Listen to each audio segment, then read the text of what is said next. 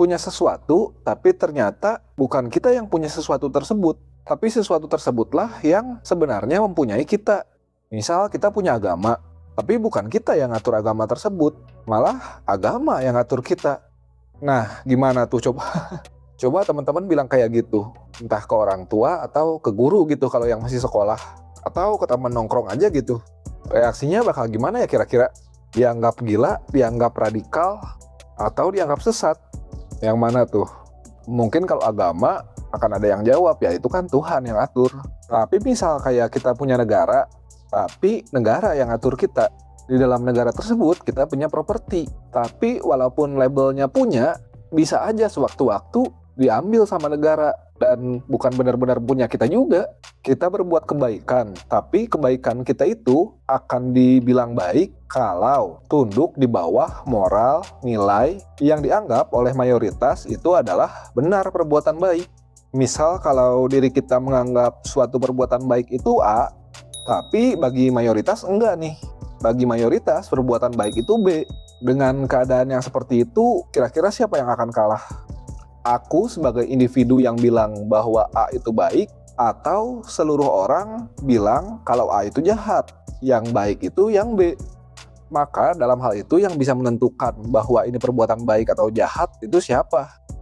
Atau apakah kita harus selalu tunduk kepada otoritas, entah itu negara atau agama, yang menentukan mana yang baik dan mana yang buruk? Misal ada orang melihara ayam, ayam itu tiap hari dikandangin. Dari kecil sampai besar ya di kandang hidupnya, dimanipulasi sedemikian rupa, ya dikasih makan, ya dikasih vitamin. Gak seberapa lama ketika udah besar, akhirnya ayam itu dipanen. Entah ada yang jadi pedaging, atau ada yang diambil telurnya setiap hari. Dan ada juga yang secara massal akan berakhir di mesin-mesin secara besar-besaran untuk memenuhi kebutuhan industri.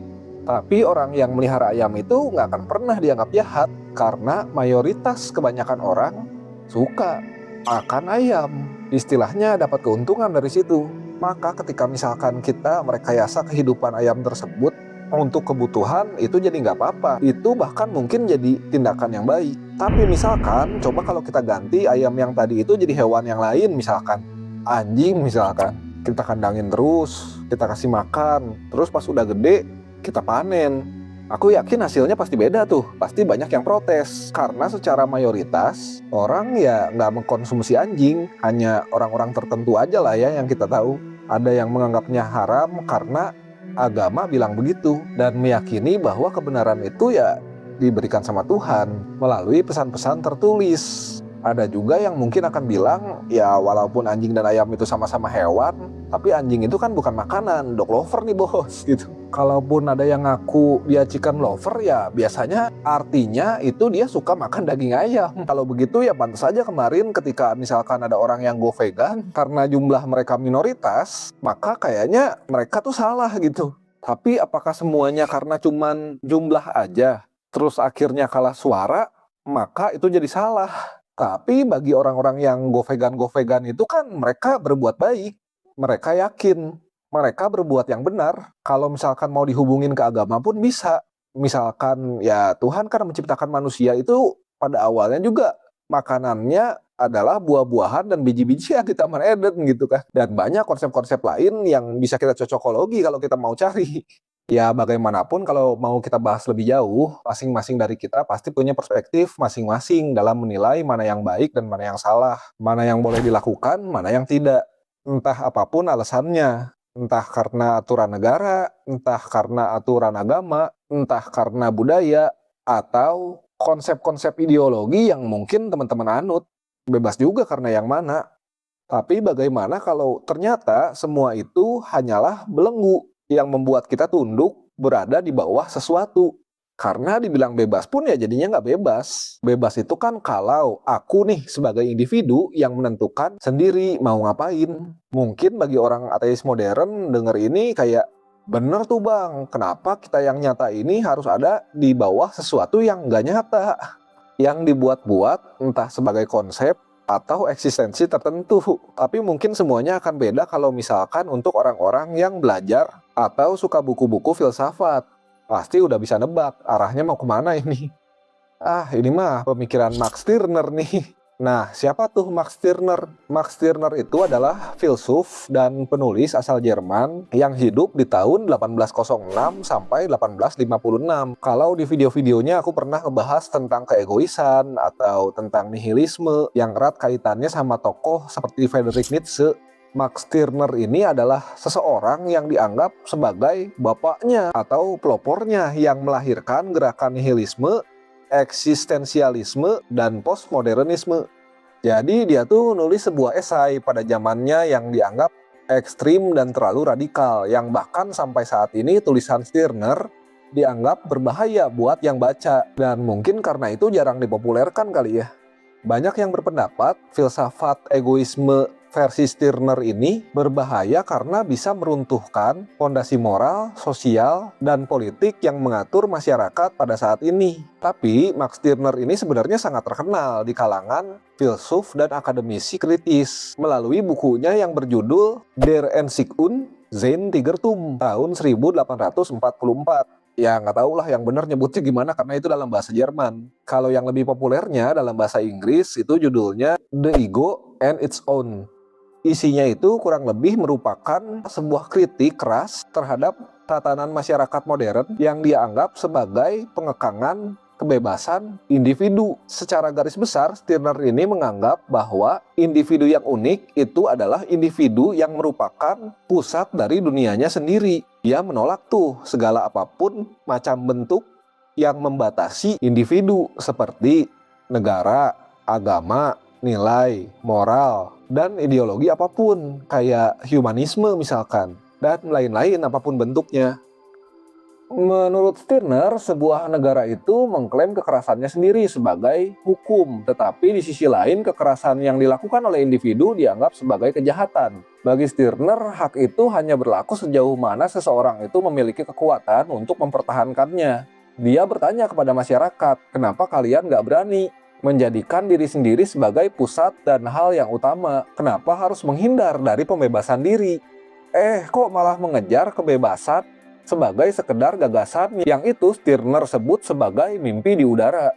Sejak lahir kita diberikan identitas dan kategori tertentu yang tidak kita pilih. Orang baik, orang jahat, warga negara. Kalau nggak kerja dianggap pengangguran, kalau kerja dianggap pekerja. Semua itu diberikan kepada kita agar kita tetap tunduk di bawah sistem yang ada. Kita pikir kita itu bebas, hanya karena kita bisa memilih jalan hidup kita sendiri selama ada di bawah koridor yang sudah ditetapkan. Misal kayak kita bisa milih dan berpendapat dalam politik. Apakah itu sebenar-benarnya adalah sebuah kebebasan? Bukankah itu cuman kita dikasih ruang gerak sedikit di batas koridor-koridor tertentu? Kebebasan apa itu? Kebebasan yang sebenarnya nggak bebas, yang sebenarnya terkurung di bawah ketentuan-ketentuan yang sudah ditetapkan sebelumnya. Dalam tulisan-tulisannya, Stirner memberikan ide atau bahkan ajakan untuk melepaskan diri dari segala bentuk otoritas apapun yang mengekang, mau itu dari dalam diri ataupun dari luar diri. Kita akan benar-benar bebas kalau kita bisa terlepas dari kehendak-kehendak yang menyuruh kita dan memberikan kita identitas, kategori, atau konsep-konsep apapun. Kita bebas ketika kita berkehendak bukan atas nama dewa, bukan atas nama negara, bukan atas nama ideologi, bukan atas nama kemanusiaan, melainkan kehendak diri sendiri, yaitu adalah aku. Tapi sebenarnya Stirner juga bukan menolak konsep-konsep tersebut. Stirner cuma berpendapat bahwa seharusnya sebuah konsep, ide, dan gagasan bisa menjadi milik kita kalau aku sebagai sang pemilik. Maka ketika suatu ideologi itu mengekang kita, ideologi tersebut hanyalah hantu-hantu. Maksudnya hantu-hantu di sini itu kayak sesuatu yang nggak ada, yang diada-adain. Jadi posisinya itu harus kayak misal kita memegang ideologi demokrasi atau kapitalis. Nah, konsep tersebut harusnya jadi properti kita sebagai tools atau alat. Jadi kita tuh nggak ada di bawah konsep tersebut. Jadi ketika misalkan kita ingin menggunakan demokrasi di kondisi tertentu karena memang menguntungkan misal, dan karena memang kita ingin, kita berkehendak, ya udah jalanin. Yang penting kita itu jatuhnya jadi tidak terpaksa untuk berdemokrasi. pusatnya itu di kita. Kalau ternyata misalkan besoknya kita merasa kok kayaknya jadi kapitalis lebih bermanfaat buat aku dalam tanda kutip tadi ya, menurut Stirner, ya udah jadikan kapitalis tersebut menjadi sebagai properti kita. Kita yang atur mau kayak gimana. Kalau ada keuntungan untuk bekerja sama dengan individu lain, ya udah bekerja samalah. Tapi bukan karena hal apapun, melainkan karena aku tadi sebagai individu. Mau mencintai ya cintailah, karena aku si pribadi yang unik itu bahagia karena mencintai. Bukan malah jadi tunduk di bawah cinta itu sendiri. Ya walaupun Stirner nulis kayak gitu, sebenarnya mah kehidupan percintaannya mah gagal sih. 2 kali nikah dan dua-duanya mantan istrinya itu bilang bahwa pernikahan mereka dengan Stirner adalah keputusan yang salah. Bisa kita duga sih. Dan pada akhirnya di kehidupan ini juga Stirner itu kurang beruntung gitu. Dia akhirnya meninggal dengan sangat tragis dan terasing dalam kondisi yang miskin dan terisolasi secara sosial. Bahkan magnum opusnya sempat diabaikan oleh dunia luar. Magnum opus itu istilah untuk kayak karya besar gitu yang dihasilkan oleh seseorang di sepanjang karir mereka. Baik itu ilmuwan, seniman, penulis, dan lain-lain. Kalau di bahasa Inggrisin malah ya masterpiece lah gitu. Stirner meninggal akibat demam saraf yang diduga katanya karena gigitan serangga beracun di lehernya. Dan akhirnya dia menutup usia pada usia 49 tahun di Berlin tanggal 26 Juni 1856. Tapi ya gimana, pada tahun segitu di Jerman sendiri filsafat itu sedang berkiblat ke arah George Wilhelm Friedrich Hegel dengan segala idealismenya. Sebenarnya 10 tahun sebelumnya, di tahun 1845 sampai 1846, Stirner ini mendapatkan banyak kritik, entah itu dari Hegel dan dari Karl Marx, yang kita tahu sebagai tokoh yang menulis tentang sosialismenya, yang nanti berkembang jadi paham komunisme. Cuma walaupun banyak diprotes, ya gitu, dia seperti yang udah kita bisa duga, dia nggak peduli juga gitu. Dan entah kenapa di zaman modern sekarang ini malah banyak sebenarnya orang yang setuju sama pemikiran Stirner di beberapa pandangan. Apalagi semakin lama keegoisan dan individualisme itu emang real terjadi, semakin masif, di mana banyak orang yang berpikir ya pada dasarnya manusia itu emang egois, diajarkan untuk saling membantu dan saling peduli itu hanya karena ada sesuatu di balik itu, entah karena hubungan darah atau keterikatan tertentu. Dan gak jarang kayaknya zaman sekarang banyak influencer yang mengajarkan untuk memprioritaskan diri sendiri dulu. Jadi yang paling utama, gimana caranya kita bisa kasih manfaat atau berbakti kepada orang tua kalau kitanya sendiri hancur. Cuma karena kita diharuskan untuk tunduk di bawah konsep moral dan etika tertentu. Karena keluarga kita jadi harus berbakti. Karena berbakti kita berkorban untuk support. Jadi sandwich generation lah, atau ngambil tanggung jawab yang sebenarnya bukan tanggung jawab kita. Misalkan setelah kita hancur-hancuran di situ, ya nggak ada yang peduli juga. Kalau setelah itu kita mati pun, bahkan dosa itu ditanggung sendiri. Gimana tuh menurut teman-teman? Setuju atau tidaknya kita soal hal ini bebas. Dan yang namanya belajar mah kita juga nggak perlu harus setuju dengan apa yang kita baca atau pelajari. Makanya Pak, aku pernah mikir juga gitu, kalau misalkan kebebasan itu emang tidak untuk semua orang. Karena ketika misalkan mayoritas orang yang berada di bawah yang memang seharusnya tunduk, itu bebas, ya pasti akan chaos sebenarnya. Tapi di beberapa aspek memang pemikiran Stirner ini juga bisa kita pertimbangkan secara logismenya. Dan memang kalau misalkan teman-teman ada yang tertarik untuk baca filsafat egoismenya Stirner, ya bijak-bijak lah. Jangan ditelan mentah-mentah. Jadikan semua ilmu itu sebagai sumber referensi kita yang akhirnya nanti bertambah jadi semakin banyak.